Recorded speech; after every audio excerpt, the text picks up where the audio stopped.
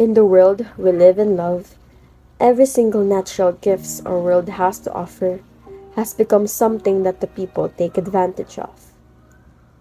The Spanish colonial era began when an explorer named Ferdinand Magellan came to the islands in 1521 during his voyage and claimed it as a colony for the Spanish Empire. During the Spanish era, land cultivation has a system called pueblo agriculture, wherein native rural communities were organized into pueblo, which is town or village in English language. Land ownership aren't given to the native families as they are assigned as a property of the Spanish kind. In addition, rules pertaining to land ownership and its inheritance, customs regarding cultivation practices including crops and tiling cycles, protective practices and rights in forest areas and common grazing lands, division of labor and gender responsibilities, water sharing rights and irrigation practices, among others, evolved to complement the specificity of social and political organization and climatic and natural resources of particular societies. During this era, the hacienda system was developed as a new form of ownership. This is the act of sharing resources and decision-making principles involved in the sharing process. The implementation of the hacienda system, this has also faced various challenges concerning the encomenderos or the Spanish officials and encomiendas, the citizens living in this era.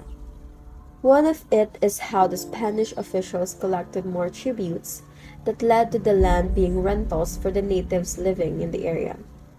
The Spanish era also covers how the Spanish crown made a law in 1865 which obligates the native to register their said land holdings. On the other hand, the American era took place.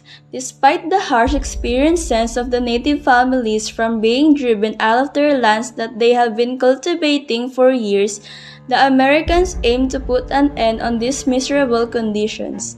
The Torrens title is then implemented in replacement for the hacienda system.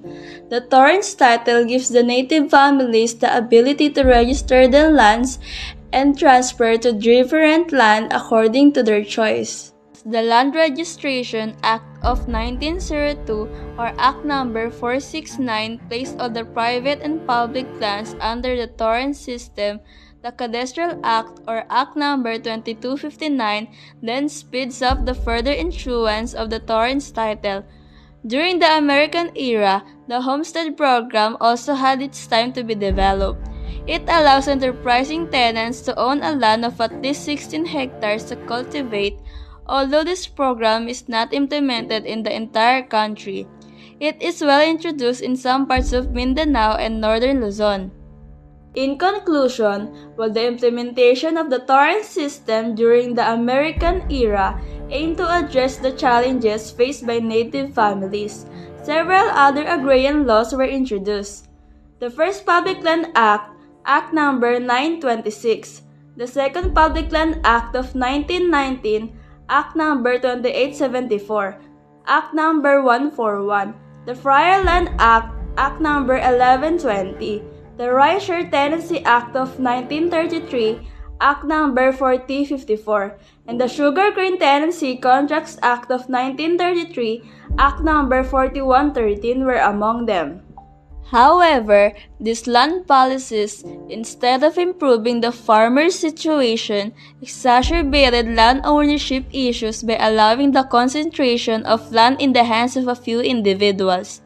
This led to widespread peasant uprisings and the formation of militant peasants and workers' organizations, ultimately contributing to the establishment of the Communist Party of the Philippines.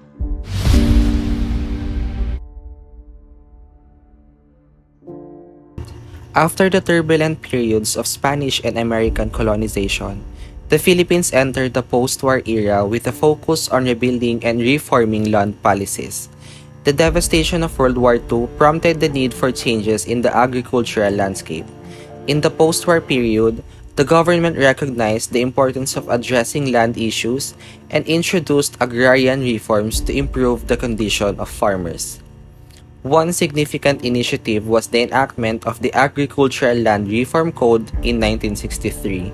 This law aimed to distribute large land holdings to tenant farmers, providing them with the opportunity to own and cultivate the land they worked on. Subsequent administrations continued to refine and expand land reform efforts. The Comprehensive Agrarian Reform Program or the CARP of 1988 marked a crucial step, aiming to distribute land more equitably and enhance rural development. However, the implementation faced challenges, including resistance from some landowners and insufficient resources.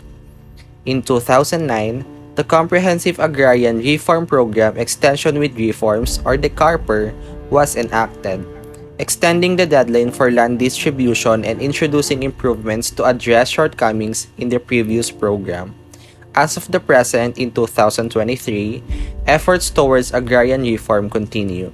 Various measures and programs aim to ensure a fair distribution of land, improve the lives of farmers, and promote sustainable agricultural practices.